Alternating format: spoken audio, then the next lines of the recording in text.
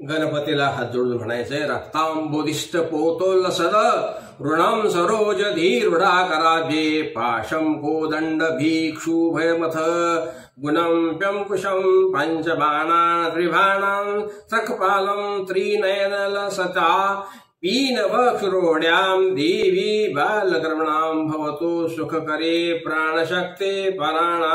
गणपतीच्या चरणावर दंड अक्षता फूल व्हायचे, गूळ केळे आदीचा नैवेद्य दाखवायचा आहे आणि नमस्कार करायचा आहे, गणपतीला परत वंदन करायचंय। वक्रतुंड महाकाय सूर्यकोटी समप्रभ निर्विघ्नं कुरु मे देव सर्वकारेषु सर्वदा। अक्षता व्हायच्या आहेत, नमस्कार करायचा आहे आणि त्यानंतर ध्यान करायचंय। ओम एकदंताय विद्महे वक्रतुंडाय धीमहि तन्नो दन्ती प्रचोदयात्।